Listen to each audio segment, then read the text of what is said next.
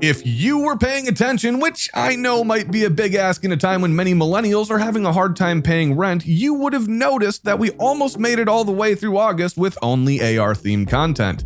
AR month was almost a success, so we're going to put ourselves to the test as we start AK month and make another attempt to maintain some sort of rhyme or reason to our content. Never mind that it's already almost halfway through the month. Yikes. Whether we can do it or not, your guess is as good as ours, so we're kicking off AK month with a mostly factual-based look at the pros and cons of AK pattern rifles. First off, owning an AK is kind of like joining some super weird cult that has strange requirements. It's strangely also a lot like being a hockey player. You're required to maintain unkempt hair. You're probably missing some teeth. You only wear Slav approved clothing, which consists of either Adidas branded apparel or outdated military surplus clothing. You must shun all of those who do not bow down before Papa Kalash. You don't have as much disposable income as others you might be compared to. You speak with a funny accent that's not native to you. You smell like a gym bag, and you use the metric system way more than the average American. These are facts.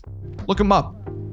Now, while we love to make fun of these things, this is almost with good reason though. When the AK-47 first hit the battlefield, it was considered the best rifle in the world. Of course, the bar was set so low that it was considered a tripping hazard in hell, and Mikhail Kalashnikov was simply playing limbo with the devil. Wait, what did you just say to me? Even still, it's one of, if not the most widely used platform in the world.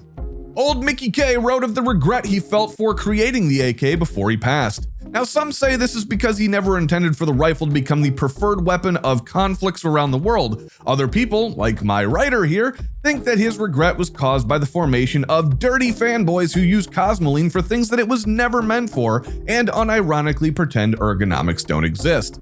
Since he wrote this down, it should be pretty easy to find out which version is correct.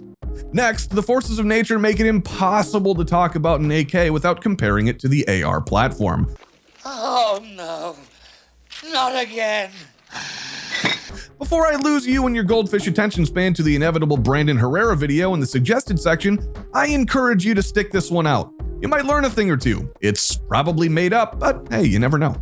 For the sake of argument and trying to keep everything on an even playing field, we will assume that we're talking about some version of the AKM chambered in 7.62 by 39 and an AR-15 chambered in 223 or 5.56.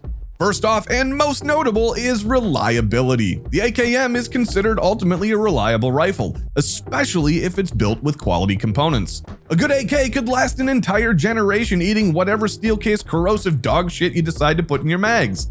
ARs, they tend to be a little bit more finicky, and there are ARs out there that just won't run wolf ammo due to things like undergassing, bad mags, or a variety of other reasons. Not all ARs need to be babied, but this video isn't about ARs, so I don't need to hear you telling me about the 10 bajillion rounds you fed through yours with zero stoppages and no cleaning in the comments. We get it. We're also compulsive liars. You liar! Some of this reliability can be attributed to the simpler design of the AK. Child soldiers around the world have been putting these mamma jammas through their paces for decades and will continue to do so as long as terrorist warlords continue to be a thing. If you field strip an AKM, you're gonna have a pile of pieces easier to reassemble than those puzzles labeled 2 and up.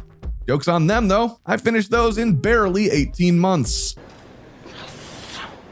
Another contributing factor to the AK's reliability is the piston-driven operation of the AK. While direct impingement works absolutely fine in many rifles, piston guns just tend to work regardless of the hellish nightmares that you put them through, like forcing them to sit and watch you make love to your waifu pillow. And trust me, there are literally people watching right now that are hanging their heads in shame. Shame. Shame. The recoil on the AKM is objectively pretty shitty when compared to an AR platform. Now I know I'm gonna take some shit for being a little sissy boy and complaining about recoil, but when compared to a DI gun shooting 223, the AK feels like shit in pretty much every other situation other than stationary shooting. It might run like a sewing machine if that sewing machine was made up of dump trucks crashing into each other like bumper cars while a little girl is screaming in the middle of the track out of fear while the frantic parents beg the operator to stop the ride and the carny is tapping the sign that says this ride only stops in case of an emergency. and crying is not an emergency. This is not because the 7.62x39 is such a powerful round. It's more to do with the fact that the moving mass of the bolt carrier, and gas rod is basically a commie fuck train trying to lodge itself into your shoulder every time you shoot. The only thing that is saving you from total annihilation is that weird skinny spring and the rear trunnion, which apparently happens to be a bit of a quality issue on some AKs, so make sure to take that into account.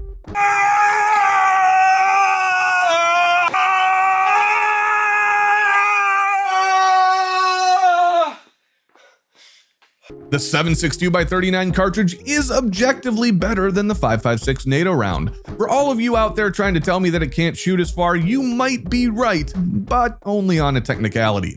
The 5.56 can travel much farther and faster than the 7.62, but it's at the cost of the bullet becoming anemic faster than Callista Flockhart in the 1990s. 7.62x39 is known for turning cover into concealment quick, fast, and in a hurry, even when up against reinforced concrete. I'm sorry folks, when it comes to the 5.56, it just can't hold up when it comes to power! An unfortunate reality is that AKs are becoming niche guns in the US. If we traveled back in time to 2010-ish, you could take your 500 bones to the local Megalomart and pick up yourself a Wasser 1063 just as easily as you could grab a Delton AR. Excellent! As imports continue to become more challenging, AKs are skyrocketing in price. This could be saved by US manufacturers stepping up and keeping AK ownership alive, but unfortunately there are laws against slave labor in America, and the only way US-based AK builders can keep their prices low is to make the shittiest AK possible. No way! Rob Ski has made an entire career off proving this point. There are a couple of notable exceptions here, so I'll let you guys duke it out in the comments down below as to who your favorite is. Next up, some people will tell you that you never have to clean your AK. Wrong. This is true in the same way that you never have to change the oil in your car. Folks, life is about choices, although this point is not being made out of ignorance. You don't have to clean your AK because carbon makes it unhappy and spiteful. You do have to clean it because most of the time you shoot the cheapest garbage tier ammo that you can find. Cheap garbage tier ammo is known for having corrosive primers which will eat away at the metal components in your rifle, like that alien thing from Number Munchers during the computer lab day in elementary school. Not cleaning your AK to prove a point is a lot like punching yourself right in the crotch as hard as you can repeatedly to impress girls at the bar. It's not as effective as you might think. Ah man, what else is there? I'm pretty sure that's all the facts that exist about the AKM, so if you guys enjoyed this video, make sure to check out these two cripplers right here, and don't forget to join us next week when we still don't know what the fuck we're doing. Bye.